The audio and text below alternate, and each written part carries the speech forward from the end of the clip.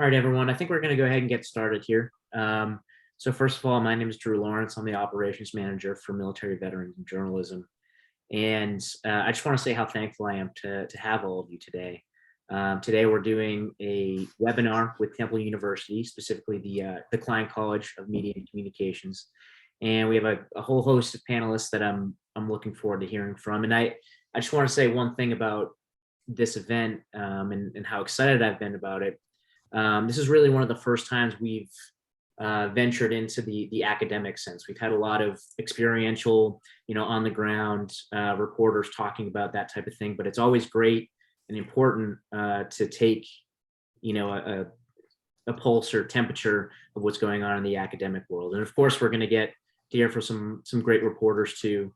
But it's just really awesome having you. So with that said, when panelists come on, or excuse me, when attendees come in, just go ahead and ask your questions in the Q&A. I'll kind of regulate them. And when we hit a lull, I'll go ahead and ask our panelists. And at the end of each, we'll go ahead and open it up to questions. Without further ado, I'm going to turn it over to David. David, if you can go ahead and just introduce yourself and give a brief background, a little bit about the college, your experience as a journalist, and everything in between. Thank you. And thank you so much. I really appreciate this opportunity. I hope this is useful for your members, and certainly if there are opportunities in the future to continue the dialogue, we would all be happy to do that. So I'm David Mindich. I'm the chair of the journalism department here at Temple University. I got my start at CNN, and I'll talk about that in a few minutes. Do you want me to introduce my colleagues, or are you going to do that throughout the session? You can go ahead and introduce your colleagues. Okay, so with me today is Luann Kahn, and Luann Kahn's an 8-time Emmy award-winning journalist with NBC 10 News, and is now the director of career services at the Klein College of Media and Communication at Temple here in Philadelphia. We also have Logan Molyneux, who's an associate professor of journalism. Logan got his start at various publications, including the Daily Herald in Provo, Utah, as a copy editor, as a reporter, and then a copy editor for the Austin American-Statesman and KUT Radio. His research is in many things, but including the journalist's use of social media and how social media impacts journalists and vice versa. We have Frank Bowman, who's the director of enrollment, and Christy Fiorosi, who's the assistant director of military and veteran affairs here at Temple. So we've got an all-star group here, and I'm very thankful to have them as my colleagues and here today as well. I got my start at CNN back in the 1980s. As a young guy, and when I first arrived at CNN, I was told right away when I began to be an assignment editor, an evening assignment editor, I was told by a senior editor, a fire in a welfare hotel is not the same thing as a fire in the Waldorf Hotel. And I was like, wow, that's interesting. As a young guy, I had no idea that different lives mattered in different ways. There's a murder of a woman in New York City, a young woman named Jennifer Levin, and she was killed and put on the front page of the New York Times every day for a week. And at that time, there were 5 murders a day in New York City. And I was really surprised as a young person, like, why are we picking one person to cover and not others? And it kind of led me to a career of asking the question, both as a journalist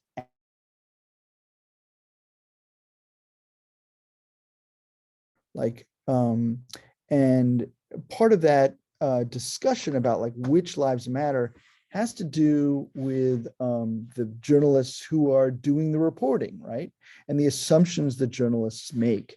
And so, for example, in the case of Jennifer Levin, in the case of the welfare hotel, there were some class and race aspects to, like, certain journalists could identify more with Jennifer Levin than with the other 4 murders a day that were happening. And here at Temple, we think a lot about how we cover the city of Philadelphia. We go into neighborhoods that don't get a lot of coverage, like a poorer neighborhood called Kensington, another neighborhood called Germantown, and we do a lot of listening. We don't just dive into a community, we also listen to what communities members have to say and let the community members set the agenda as well. And I think, for the members on this call, the audience, the participants, that's where you come in. Those of you who are trying to break into journalism, who are veterans, we need you. We need you because when we talk about the mirror that is journalism, the mirror shines better and reflects better certain groups than others. And we know, and you probably know this better than we do, that veterans, that military people are not always well reflected, accurately reflected in the mirror. Sometimes the mirror for many groups reflects a funhouse mirror where certain members are distorted, certain experiences are distorted. And so I don't want to only talk about Temple journalism, and I'm happy to do that for a long time, but I also want to talk about where you, as someone who's maybe new to journalism or maybe trying to break into journalism, might fit in. And I would encourage you to use your experience as a person from the military as a real asset. It's not like you'd be those of you who are trying to break into journalism are breaking in without experience. You have valuable experience that not everyone in the newsroom, in fact, that most people in the newsroom do not have. And we can think of a lot of great articles about the military that you would probably be able to weigh in on, or maybe even tell better. There was a Pulitzer Prize winning story about Walter Reed Medical Hospital in 2007 by the Washington Post that really revealed the conditions were just terrible in hospitals. There was a 2019 investigation by Reuters of landlords on military bases. Just today, I was reading, there was an article in the Wall Street Journal about a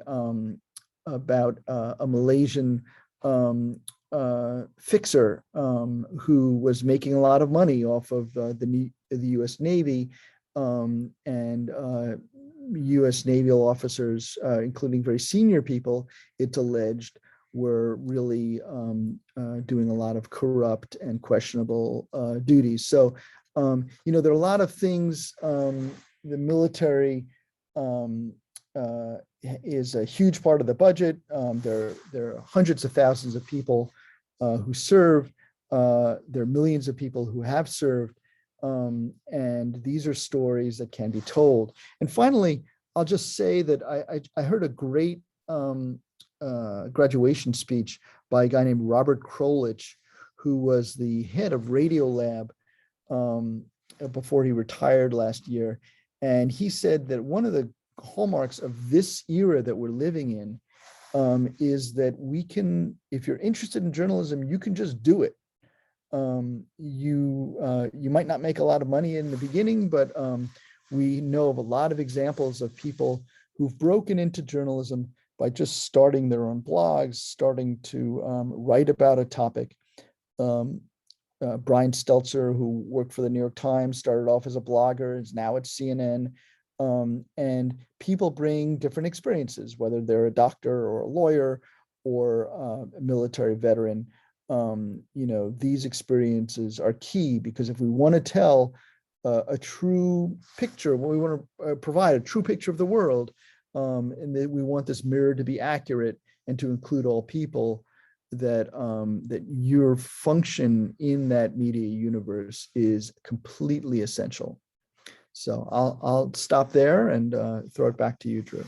Yeah, of course. No, I appreciate you saying that. And I think the representation portion that you brought up, first and foremost, is huge, because what that shows to the veteran community is it's not resulting in tokenism or anything like that. There's a tangible benefit to having different voices in the newsroom. And I wanted to ask, because like I had said, we had talked about how that affects the newsroom, but what about, in the academic sense? So like in Klein College, right? How does that representation help your student body and help others learn, pre getting into the experiential parts of journalism? It's so easy for a student to raise their hand and say, this is what I think about the military, and it's so good when you have a veteran in the classroom as a student to say, well, actually, that's not how it happens at all, or, that's not what we do. And you can say that about any group. If you say all blank people are this, and you can say that in a prejudiced way until you actually meet one, a person and a fill in the blank, background, right? So we're one of the most diverse colleges and universities in the country, and I'm very proud of that. Certainly, diversity must include veterans, and must include people with tangible military experience.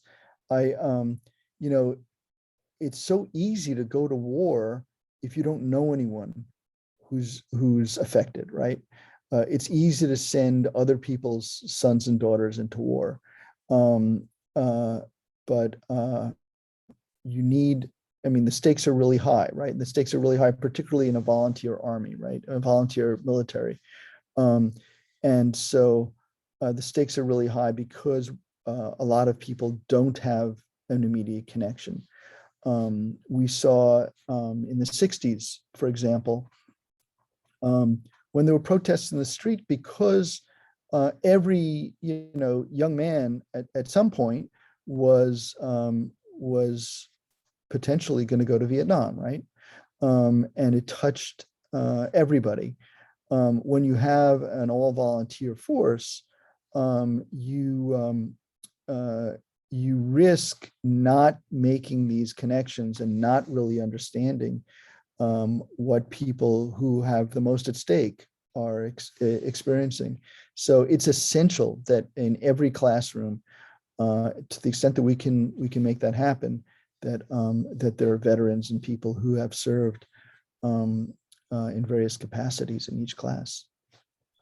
Of course, and I appreciate you bringing that up too. And one of the things that I always like to ask too is advice, and that you would give to the veteran community. With that being said, because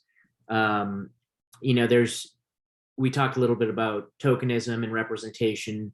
There's a lot of commonalities that say that hire companies or other people would say, hey, we need to hire veterans because of they're hardworking and blah blah blah. But what's some outside of that, what's some hard facts advice that you would give the veteran community that's trying to transition into journalism? Some of the things that they needed to do, not outside of leveraging their experience. Yeah, I think leveraging the experience is actually the number one thing. That don't treat it as a. Certainly, if you're generically a business person, you should hire veterans because veterans have served an important part of society, and we owe veterans a great debt. But in terms of journalism, there's a direct value added in any newsroom to have veterans understand that world. And there are millions of people in the VA system, veteran hospitals. There are people, tens of thousands of people who are living on or near military bases. There are contractors. There are all kinds of people who are connected to the military establishment, who needed a voice, who need an explanation. I remember looking through the AP style book, and there are, sections of descriptions about exactly, what a battalion is, and these are things that those of us who haven't served need to learn, right? And these are things that that veterans know, and just the experience of being in a conflict and being even apart from a conflict, being on a base that's apart from active conflict. It's still these are experiences that newsrooms are poor if they don't have that experience. Thank you, David. And before I turn it over to Luann, is there anything else that you wanted to add for closing comments? No, thanks. But this is I'm excited to hear your questions and the questions of your group. Yeah, of course. Thank you, David. Luann, I'm gonna just turn it over to you. I appreciate you being here, taking time out of your busy schedule. If you just want to go ahead and introduce yourself. I know. Yeah, no, I spent 40 years as a TV news reporter, many of those years as an investigative reporter. But I was thinking today, and I was thinking as David was talking, that there's some commonalities between, because I'm often sitting in the seat talking to someone who says, I'm thinking about going into journalism, or should I do this, or should I do that, and helping them sort that out. And I was thinking that there's some common things between the military and journalism. It's a calling. It's not like any other job. People who go into the military, it's a calling, right? And journalism is much the same. It's not 9 to 5. It's long hours. You work very hard. You may not get home for Thanksgiving, but you believe in it. There's a mission, right? And the mission for journalists is truth. And I feel like those who are veterans can really relate to this. And that's why veterans may be very good journalists. We are often the ones running toward things, the fire, the murder, the disaster, the storm, 9/11, Sandy Hook, 2 stories I covered. We're going to cover those things. And it takes a great deal of discipline. Journalism takes a great deal of discipline, but also the ability to pivot and move quickly to a new assignment as circumstances change. So when I think about the qualities that somebody needs to be in the military, I think some of those qualities are the very ones we need in journalists too. I will share with you, yesterday I talked to one of our alum who's a young reporter at a small TV station. And she said, I'm really jealous of my friends who get to go to lunch and happy hour and are going to be off for Christmas. And I said, yeah, but they don't get to do what you do, to witness history, to see things nobody else gets to see, to be able to ask questions of people who are in power, to question authority. Why? How did this happen? That is the privilege of being a journalist. And there's a certain amount, I think, of the ability to be somewhat fearless, courageous, going after it, being competitive, depending on what kind of journalist you are, but you want to win. You want to beat your competitor. So again, I think there are a lot of qualities that probably our veterans share with journalists. I think, but of course, the other thing, the skills that you need to be able to be a good storyteller. And I know some of our veteran who come in as students have gotten experience in the military on different platforms. But what happens when you come back to school, of course, our employers, yes, you can create everything right here, right? It's all right here. But our employers do want a college degree. Most of our employers, when I talk to them, they're looking for a college degree. They're also looking for that experience. And so once you come back to school, all those doors open up to you again to learn to tell a story on all different kinds of platforms. You know, today we train, and maybe Logan can talk more about that. We're training you as a multimedia journalist. You know, it's content creation, it's social media, it's the web, it's broadcast, it's all of that.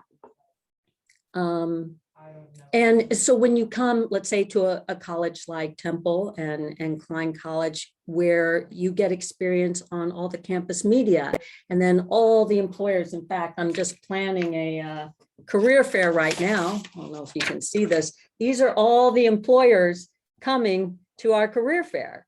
Love that. So these are just some of the 32 employers, and this is our small fair. This isn't even our big fair. So what happens, you come to our college and we connect you with all these people because they love our students and they know they're well trained here. So it's a different kind of training. It's a different kind of discipline. But I really do think veterans make great journalists because they have some basic qualities that are needed in this field, and a stick-to-itiveness. I mean, it's not easy to go into this. It takes guts and it takes courage, and sometimes it is, there's some sacrifice too. It's a belief in something bigger than ourselves. So I think I love to see when veterans come in, and I'd love to see more journalists who are veterans. Luann, that's really well said. And I just want to follow up on a question, because you talked about some of the commonalities between journalists and veterans. On the veteran side, a lot of that sometimes comes with stereotyping. David had mentioned, you know, we get a reflection of some society, but if you don't have members representing that reflection, it becomes distorted. One of the kind of like the lesser known stereotypes that I have heard, at least going to newsrooms or been asked about myself, is initiative, taking an initiative. A lot of people have this sense that veterans or soldiers coming out, they need to wait to be told to do something. They're used to taking orders. And I you know, obviously that's not the case. A lot of people take the initiative, you have to. But I wanted to ask you instances where that was applicable in your career, where let's say you couldn't get a hold of an editor, you had to make a decision on the spot, or you were going to lose the story. Yeah. Obviously you don't, you know, win 8 Emmys waiting for people to tell you what to do in your job. So I wanted to kind of pick your brain about that and say, hey, we're going to ask you, hey, what was an instance where you had to just, you know, I can't get a hold of my editor, but I need to make a decision? I mean, journalists in the field are making decisions all day long. Like, you do get your marching, you know, you might get your marching orders in the morning, right? I'll call it marching orders, right? You know, here's your story. But after that, you're out in the field and you got to decide what happens next. Where are you going to go? And there are, you know, this doesn't work. Okay, let me go in this direction. And I think veterans who've served are very much prepared to go out there. And again, here's the general, here's the mission, here's what we've got to accomplish, here are the deadlines you've got to meet. But in between all those deadlines, it's up to you, baby. You got to figure that out. And I think veterans absolutely have experience like that. They've got to deliver, right? You got to deliver. Certain things are expected. These things have to happen. You're going to have to make decisions out there when, you know, I'm sure lots of different things that are not expected happen out in the field out there. you got to make the call. And same in this business. Do you have an example of your reporting where you kind of had to make the every single day, nothing goes as planned. Oh my gosh. You know, I did cover 9/11. I don't know, that comes to mind, I guess, because, and you know, when the planes went into the towers, I was sent up to New York to ground zero. And my live crew was near the towers. And I had to run out and go get an interview. And then I was coming back to go live. And I couldn't they wouldn't let me back in to get to my crew. So I was stuck. And I had to find another way. I think I somehow got a tape into someone else's hands to get it across the lines to my truck. And then I called it in. But I mean, I could probably tell you a million stories I thought about it, because every single time you're sent out, things happen that you don't expect. And you've got to make a different decision. You're covering a hurricane and you lose everything. You've got to figure out how you're going to get that story filed anyway, somehow. And you work on teams, you know, you work with an editor, you work with a photographer. This is your crew, right? And just as in the military, I'm sure when you depend on your people around you to keep you safe, get you where you need to be, it's very much a team sport too in journalism, at least in TV news, which is my experience. Absolutely. And to go back a little bit to what we were talking about earlier is, you know, being, again, the commonalities, but having these experiences, such a special opportunity. You talked about one of your students who was almost jealous of others who got to, you know, go to Christmas and happy hours and those types of things. One of the big conversations that's come out, especially in light of the pandemic, is you know, the concept of newsroom burnout, where, you know, people are working long hours, especially with the pandemic. We're stuck inside. There's not a lot of ability to go and do those things that would normally create a healthy work-life balance. And I just kind of wanted to ask you a little bit about that topic. You know, what are some of the important things to consider to make sure that you are, I don't want to say pacing yourself, but not burning yourself out? I think we're very concerned about this topic right now more than ever. And I am hearing from a lot of our young journalists out in the field, to be honest, that they are struggling. And it's not because, one, it's not easy to break into the business just to begin with. It can be grueling. And on top of that, now we're dealing with the pandemic, which is different. Dealing with the restrictions and trying to get interviews and do your job while trying to keep safe. But we're also, to be frank, we're dealing with a society, and half of our society now thinks you're fake news. And that's something to deal with too, because at least in the past, you're underpaid, you're working hard, but the community said, come on in, interview me, yeah. And now half of people are like, get away from me, you're fake news. That really does something, you know, to the mental health of journalists who are just trying to do their job. So to be quite honest, we're trying to figure that out now. We're talking to young journalists right now about how to keep healthy, how to make sure you get enough sleep, how to make sure you feed yourself well, how do you make sure you don't just overtire yourself so that you can keep yourself physically and mentally strong to do this, because it does. It is it takes that. And I wish I could tell you what the answer is right now. We're talking about it. This is a real issue. We're talking about it, and we're trying to talk to our young journalists so that they can vent and feel like they're not alone, Mhm. And yeah, that's a real thing. Yeah. And if you don't mind me asking, when you were up and coming and you were facing those deadlines and kind of the grind as you were talking about, what were some of the things that you did to ensure that you had a good, you know, good outlook on everything, or if anything? I'm just gonna, I can't tell you that I had a lot of balance. I'll be really honest with you. I lived and breathed work. I loved it. Yeah. And I will tell you, I would do it all again. Mhm. I would do it absolutely all again. As much as I feel like it was hard, it was brutal. The first years were difficult to get used to what you were doing. When you begin, you make a lot of mistakes. You have to wake up in the morning and make more mistakes.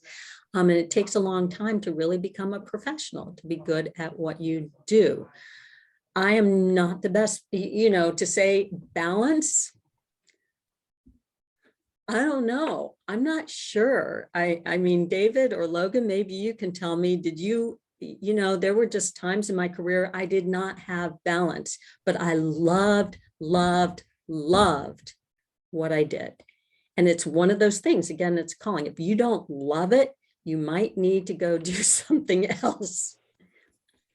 That's probably not what you're looking for there. It's kind of like when people say, hey, I'm going to Hollywood and I'm going to become an actor. I'm like, is there anything else you'd rather do? Because maybe you should go do that. This is a calling. This is unique. And there will be times there is not a lot of balance, but you love and be thrilled and excited and satisfied with what you are doing and accomplishing. And yeah, I don't know, Logan, I don't know, maybe Logan can help with this. Yeah, Logan, if you want to jump in, you can answer that question too. I don't know that I can help a ton. It's a reckoning that I think a lot of jobs across the country are having with, that's why we see so many quits across healthcare and just all kinds of other types of jobs too. But something that has really helped me is to try to establish boundaries around my work for me to decide what exactly I'm willing to give so that I can preserve the things that I value at home and in the other aspects of my life. And then say, okay, when I've reached those boundaries, I'm not going to cross them. Journalism can be a little bit difficult in that area because news is entirely unpredictable, right? And so you might say, oh, I have a thing that I need to be to tonight, but then the world blows up and all of a sudden they need somebody to cover it. That happened a couple of times to me in my career. But I think there's still ways that you can draw meaningful boundaries around your work and then find ways to keep yourself healthy.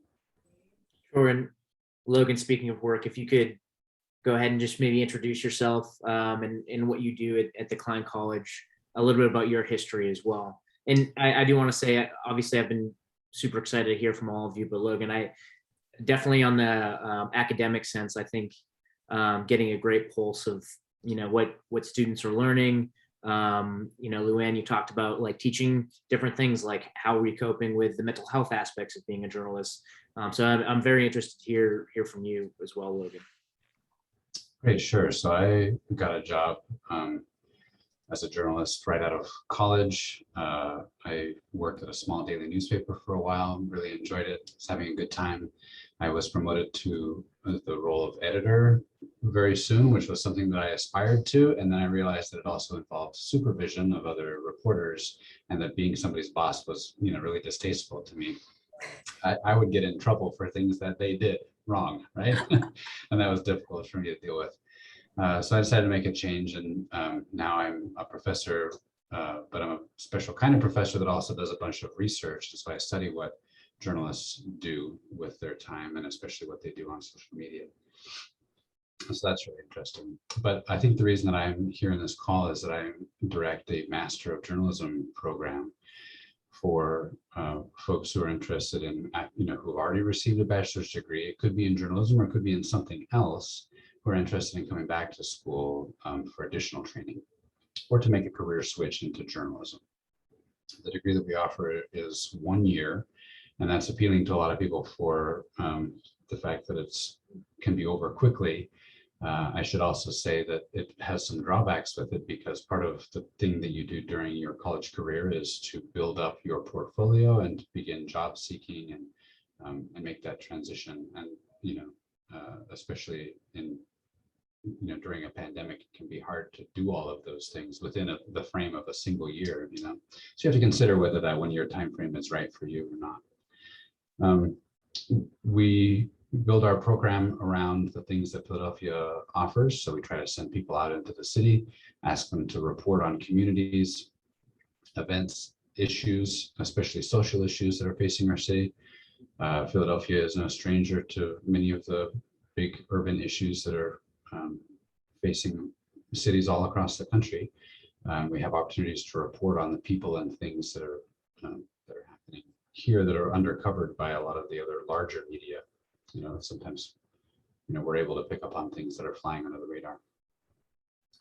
We the core of our master's program is a 6-credit course called the Urban Reporting Lab, and we try to make it a newsroom-like experience. The instructor acts as an editor and helps you develop your stories in whatever medium that you're interested in. We've had folks work on podcasts and TV news packages, as well as traditional web stories and things like that you might be familiar with.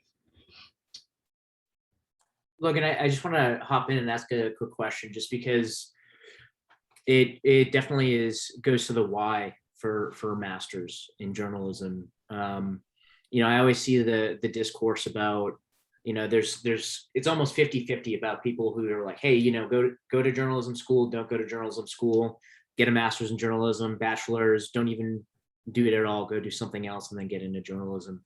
What makes your program particularly useful for journalism? Why should journalists go to Klein College and take your program? Right. So there's a few different kinds of folks who come to our program. Some of them have had journalism training at another university, and they want something that's maybe a little bit more rigorous, or that has a little bit more connections, with our alumni base, or with some of the internship programs like what Luann helps us run. And there's also people who, for whatever reason, changed their minds about what they wanted to do, and they're like, oh, I need to way back into journalism. So I'm not going to start over at the beginning again and go get another undergraduate degree. I'm going to go get a master's degree, and then they come to us. And I appreciate you saying that, because that type of opportunity, the second bucket, the ladder that you talked about, is probably what's most applicable to veterans. A lot of them, while they're in or prior to joining, may have undergrad or some college credits, community college, and they go and they do the Army, Navy, military service thing and get a different experience. But they find out that they want to go into journalism. They already have their bachelor's. Where's the next place to learn? So it really is a perfect opportunity, the master's degree, and especially I appreciate you mentioned the 1-year program too, because a lot of veterans who are getting out may feel, I felt this too, just having gotten out, that I was behind the curve for a lot of people getting into journalism, and this goes for any job too, especially when you're starting a new one. So having that condensed timeline to say, hey, I got my master's, I know how to quote unquote do journalism now, and I'm ready to do it on an experiential level is perfect. Yeah, I think you're right that there are a lot of people who will argue that a journalism degree, and especially a journalism master's degree, is not really necessary. I'm not going to be the one who is able to tell you whether that's necessary for you in your case or not. But I would say the one thing our degree does really well is that it's so narrowly focused on journalism. We only have that 1 year with you here. We try to give you enough experience to prepare yourself to jump into a newsroom job as soon as you finish. And depending on where you are and what skills you already have, it may be an opportunity for you to build on those skills or to acquire some new skills that you didn't pick up during your undergraduate degree. The things that you need to do the most are to be able to write really well, regardless of what kind of medium you're planning to use. you need to be able to find those stories and be a solid reporter. So that inquisitive mind is something that we try to develop here too. And Logan, I want to ask, veteran or not, just in terms of your students, what are you asking them to leave your program with? Is it like, if you could pick one thing, is it a skill set, is it a mindset, is it all of the above? What's something that's core to your master's program? One thing that I work really hard to build with the students is a sense of news judgment. So I want them to be able to think like a journalist and make those decisions, because that's one of the things that is, there's a lot of people who can write, there's a lot of people who could make videos if we wanted them to. But to be able to look at a giant pile of information and sift through it and say, all right, these are the things that are important for us to know, that's a specific skill. And so we try to cultivate that in a number of different ways from the program. No, that's perfect. Thank you, Logan. I appreciate that. I'm going to turn it over to Frank now. Frank Bowman, he's the Director of Enrollment Services.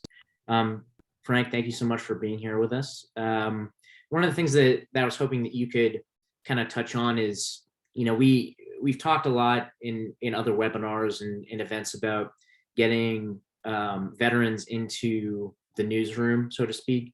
But what's it like getting veterans or students in general just into the classroom and getting them enrolled in the Klein College?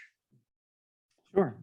Yeah, I'm really glad to be here and with my colleagues as well too. And my experience is a little bit different. I'm not a faculty member at Klein, but I've been in recruitment and admissions for about 15 years at several institutions. So what I've seen over the years is really the type of student has changed. And but I'm glad that it was brought up of what journalists do as storytellers, and that's what the students are coming in with. They're coming in with so many stories to tell, and it's the type of student has also changed too. So we are seeing veterans, we are seeing more adult students. The traditional student is no longer the 18 to 22. We're seeing all types of students coming in, but they all have a story to tell, and I think that's what's been so fascinating in getting them into these programs like journalism is they're able to kind of build upon their skill set, work on their writing skills, communicate, tell the story the way they want to tell it. And they do that by getting into the classroom with some of these amazing faculty that we have here, in our session today, and learning from them, and then going out on their own and talking to strangers and, putting those stories together. So that's what I've seen over the years of, if you have a story to tell, journalism is just an amazing program to do it, because you will build your skill set. You will be able to learn to communicate to others and, ask the right questions. And as Logan said, sort of sift through everything, figure out what's the most important things to write about, to talk about.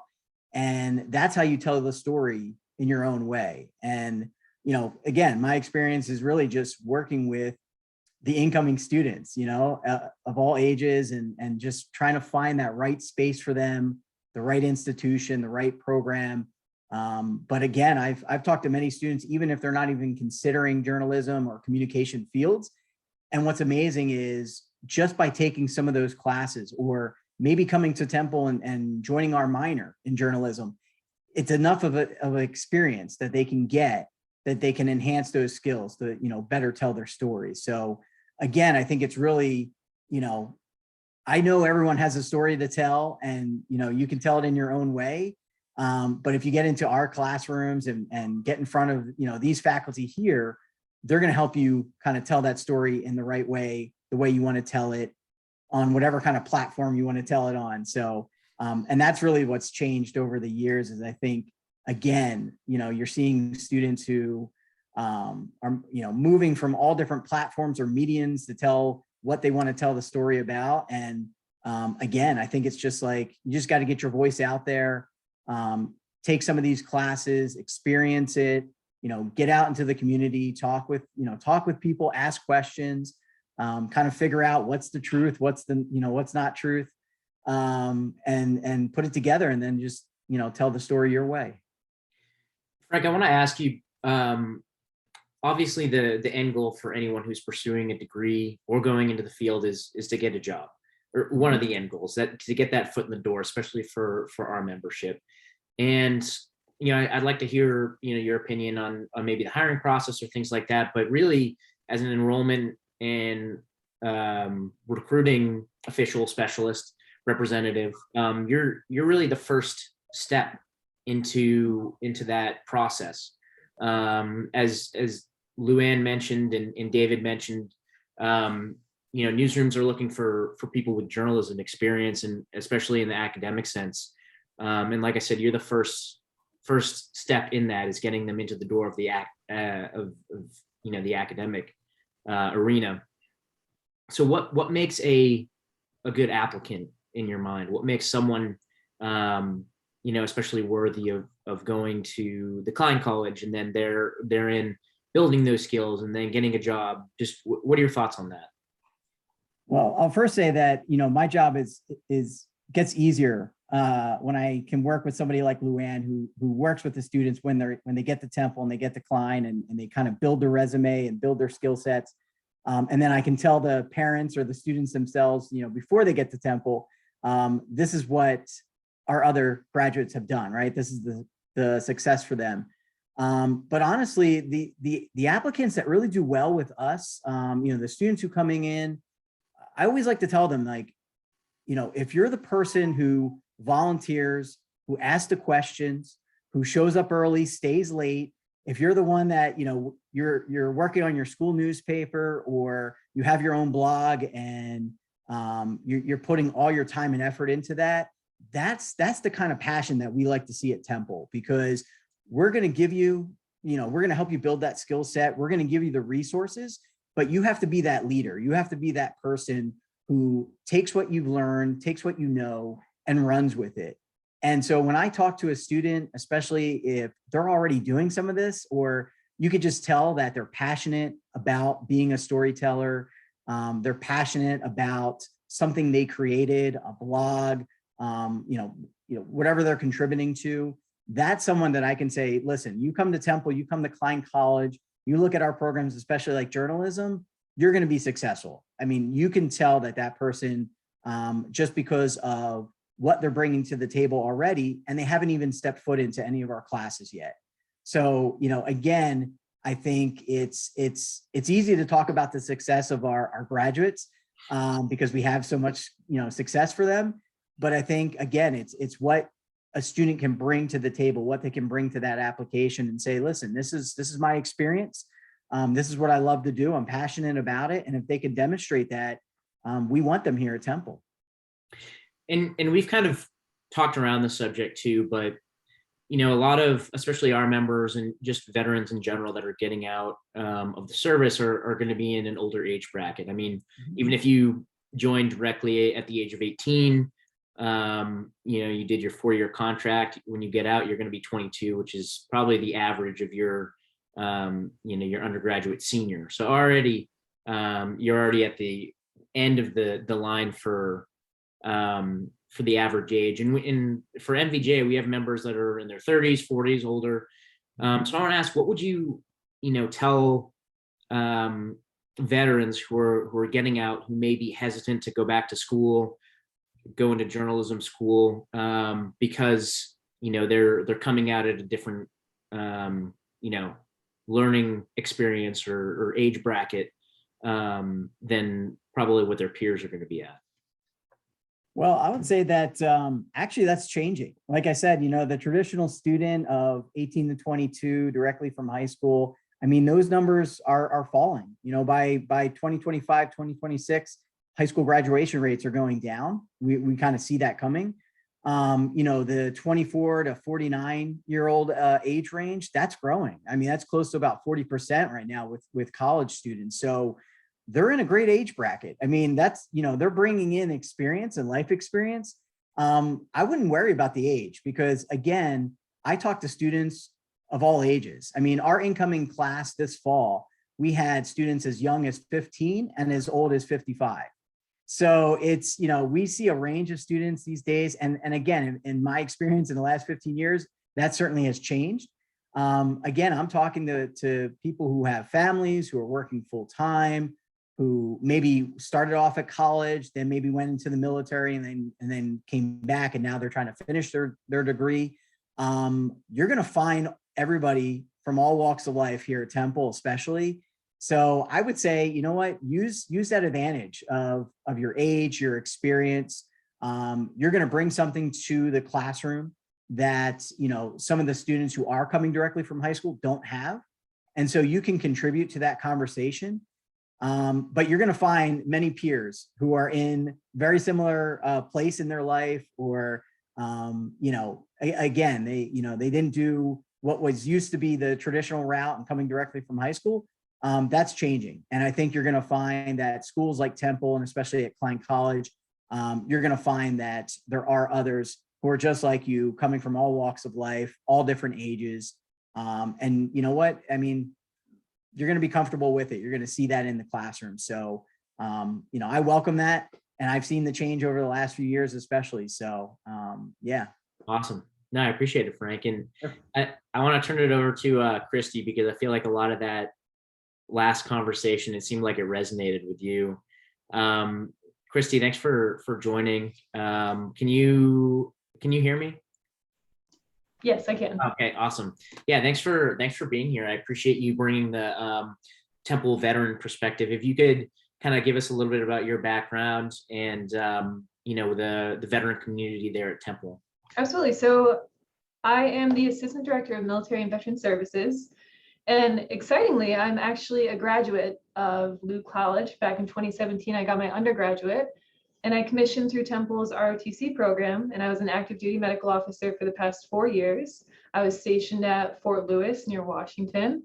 And within the past month, I moved back to the East Coast, and I assumed this position. But yeah, I kind of was really resonating with a lot of what Frank said. So I also oversee Temple University's Military and Veteran Services Center. And so what the center looks like is essentially just a one-stop shop for everything that military affiliated students, student veterans can need. And when we talk about that population at Temple, you know, there's so many student veterans here.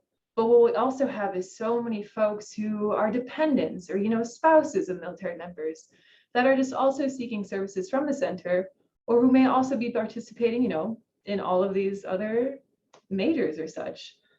So really the primary mission of the center and my job is to make sure that folks who are military connected and who are student veterans receive the best transition they can to higher education, because like we were saying, that looks a lot different coming from an environment of strict discipline, from having your day mapped out. You have a lot of freedom to choose whatever you'd like to do, and navigating the bureaucracy of the VA and receiving the benefits that you earned. That's something that my center can help out with. You know, we certify all of the GI benefits for students, help navigate that. You know, that looks totally different from student to student. One folks may be using Chapter 35, Chapter 33, what have you. And that's really challenging to understand and to navigate. So that's, you know, that's one of our primary missions. And also we just want to make sure that we're supporting success of student veterans and making sure that they do graduate, making sure that they feel supported along their higher education journey. You know, we want to make sure that we have events that student veterans and military affiliated folks can connect to, can learn from. And this is a great event. I'm super happy this is happening. But yeah. No, that's awesome. Thank you, Christy. And I was also at Fort Lewis, so we'll talk after this. We won't bore everyone else in here about the intricacies of Washington State and Joint Base Lewis McChord, but no, I appreciate you saying that. And you know, I wanted to ask a little bit, because you touched on it a little bit, but that transition and why. I'll just talk about my own experiences. There are a lot of natural transitions going from the military into a job field, and one of the ones that I feel like isn't tapped enough is academia. You know, we have a lot of people that come out of the military and go to school, and there's some that just get right into a job, and the latter can be pretty overwhelming if you don't have a supportive community around that. I kind of want to hear your thoughts about that, and why, you know, is going to a school like the Klein College or just Temple in general a great option for veterans that are just coming out? No, absolutely. I'm very partial to the Klein College, like I said. But I'm actually reading a book. It's called What's Next for the Student Veteran. And there's a lot of surveys, a lot of research done on, when folks get out, what is their main goal? And 71% of the surveyed pool chose higher education, and they wanted to pursue higher education because they think it leads to better job prospects or what have you. And I think a lot of folks don't tap into that education resource because they don't know what benefits are available to them and what university has to offer.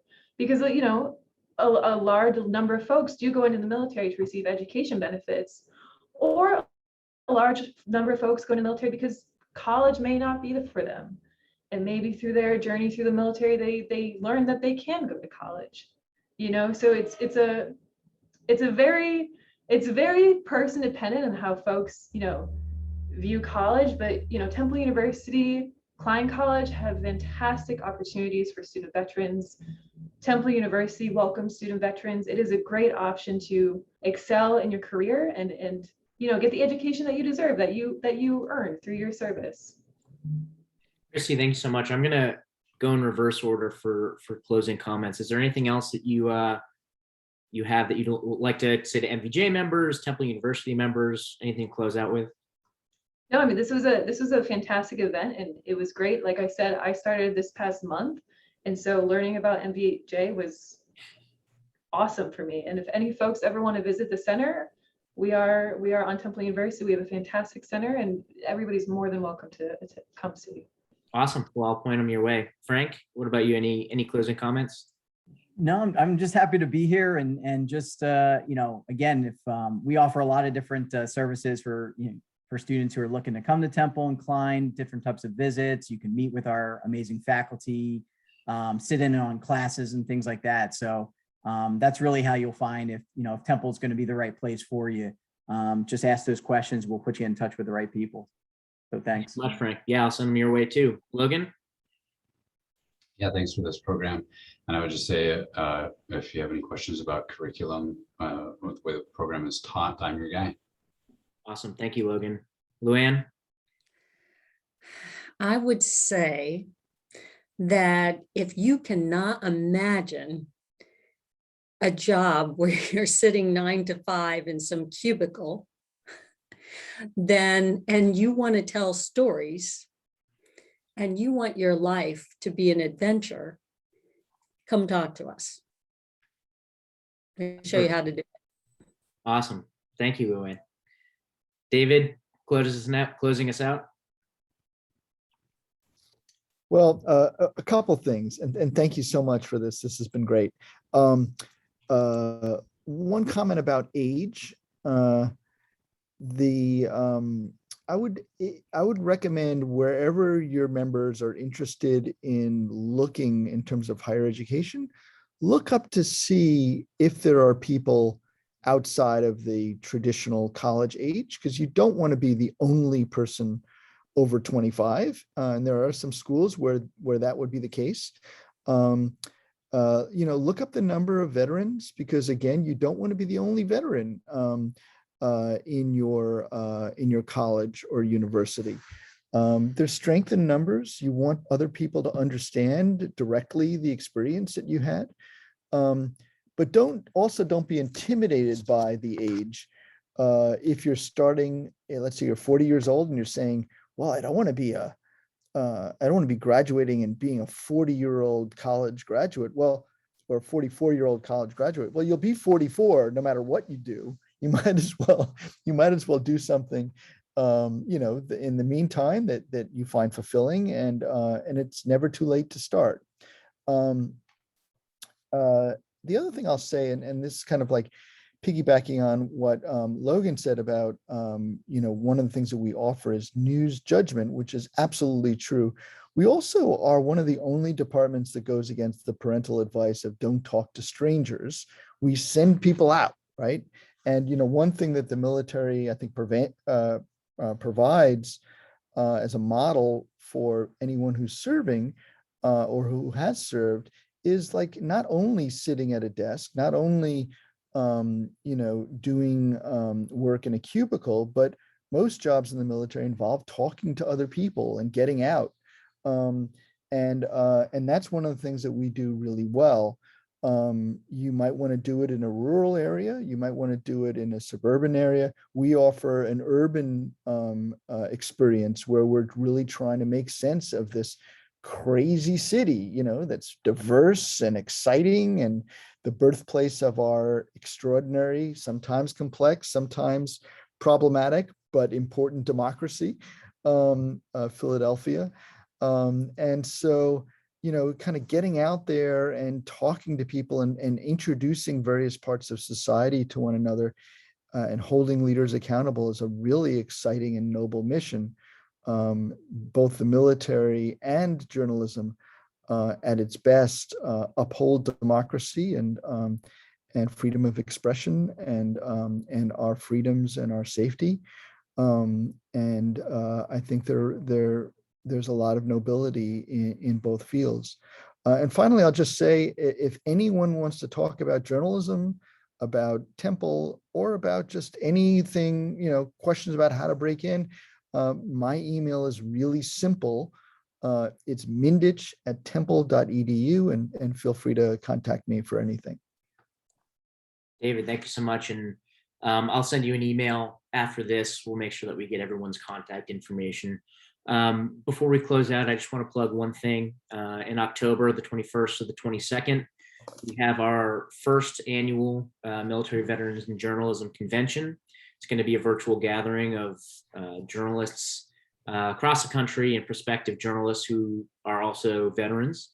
Our key sponsor is going to be CNN. Jake Tapper has a keynote speech. And Luann, like the career fair that you had, we have a whole host of news organizations and media persons who are going to be there to help support getting veterans in newsrooms. And I'm so happy that you guys are here to help add to that conversation and help us do that. So unless there's anything else, I think we're going to end it here. Again, I want to say thank you so much for joining us today. I know this is going to be completely beneficial to our members. It's recorded. We'll put it on our YouTube. And yeah, no, thank you so much. Have a great day, everyone. Thank you.